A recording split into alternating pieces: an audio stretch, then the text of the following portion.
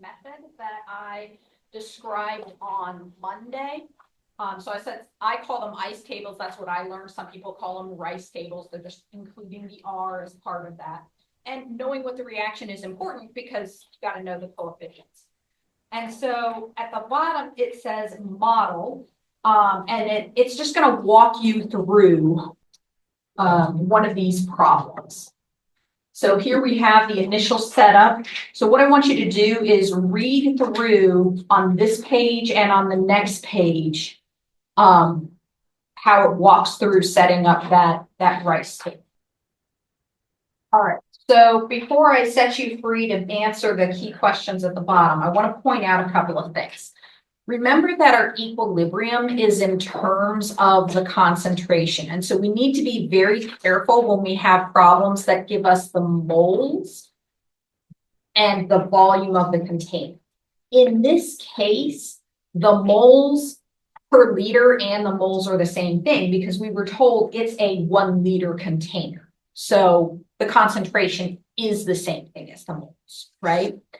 And so they do all of their addition and subtraction in terms of moles, which is how you can kind of think about, okay, yeah, the moles are going to be changing because of the reaction working this way. But you do want to be careful that when you have something like 10 liters or 2.5 liters, that you're thinking of that in terms of the concentration and that you remember to divide by that volume when you do that. The second thing I want to point out is that we said that whenever we have problems that involve using the equilibrium concentrations, we need to pay attention to, does it give us initially at the beginning, or does it give us, this is what it is at equilibrium? And so we started this one with the word initially. So that's why we're using the RICE table here. And then finally, when we solve for X in here, we need to go back and look at the question. So the question says, what's the value of the equilibrium constant? X isn't the value of the equilibrium constant. X is how much things changed by. Sometimes what we want to know is how much things changed by. But in this case, that's not what we want to know. What we want to know is what is the value of the equilibrium constant. So make sure that you go back and check after you've solved for X and then see, do I need to use X to find something else? So what they do, once they plug this in and figure out 2X is equal to this, X is equal to 0.27, then they plug that in for each concentration and use those concentrations to find what K is, okay? So take a minute to discuss with the people at your table the 3 questions there. All right, so what do you think? Why is it important to write the balanced chemical equation? What's that going to help you remember to do?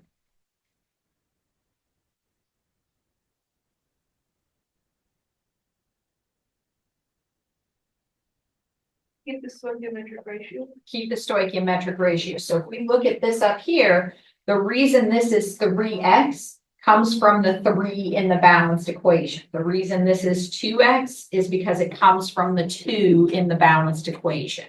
Okay, so that's why you want to have that there. Now, as we move into the next chapter in acid-base chemistry, almost always our coefficients are going to be 1s. And so sometimes people get lazy about including those coefficients because it's like, oh, well, it's always going to be 1. But it is important to remember that outside of acid-base chemistry, we very often have things that are not coefficients of 1. All right. The book that I got this from actually had 2 additional questions that just kind of followed up from, is there anything that's not useful? How could you change this to make it better? What's your new plan? And I didn't think that was a time-worthy way to go with this, but is there anything in here that you don't feel is useful? All right, so you might need to work with it, and then as you use it, you might realize, oh, there's something I don't really like. I use all the steps, but you may find it that's different. Okay, so the next problem, what they do is they set up the table for you so you can write it out just like it is on the previous one. But then the follow-up questions, it just leaves you with blank spaces. So what I'd like you to do is take a minute to do number one, and if you guys get through that really quickly, go ahead and go on to number 2 and 3. But in just a few minutes, we'll go back and check to make sure that everybody's okay with how to do this first exercise. And I'll be coming around to kind of help you out with this.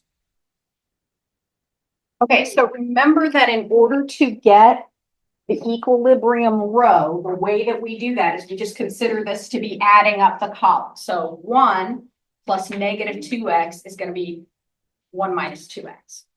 1 plus negative x is 1 minus 2x. So I'm just putting those together. So this is 2x here. But they also told us that this is equal to 0.96. And so that's how we're going to solve for x and solve for what the equilibrium constant is. So we're going to have x is equal to 0.48. And then if x is equal to 0.48, 1 minus 0.48 is going to be 0.52. And 1 minus 2x, or 1 minus 0.96, is going to be equal to 0.04. Now I have the equilibrium concentrations to plug into my equilibrium constant. So I'm going to have equilibrium constant is NOCl squared over NO squared over Cl2. Okay, now this is where people get thrown off. Once I have this number, forget about the coefficients, the 2's and the x's and things. This is the equilibrium concentration. That's what I'm going to plug in. I'm not going to plug in 2 times that because I already did the minus 2x. Okay, so this number they told me was the equilibrium concentration. So I'm going to have 0.96 squared on top. And on the bottom, I'm going to have 0.04 squared. And I'm going to have, where is it? 0.52. Okay.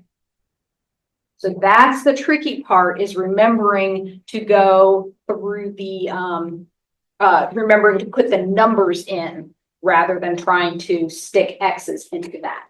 Okay. So what I would like you to do, because we don't have time to do all of them, but for Friday, try to work through these problems, and we'll spend the first few minutes of class just making sure we got to the right answer. So I'm going to give you a number on this one.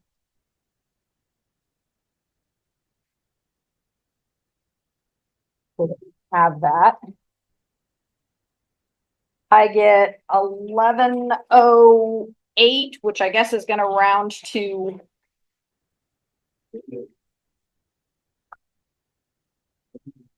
1,000. Why do I round that to 1,000? What happened? Why not 1,100? Once I subtracted off here, I only got down to 1 sig fig. So since I'm only at 1 sig fig here, that might be 0.38. That might be 0.38, or it might be 0.43. And that would make a difference in that second digit there.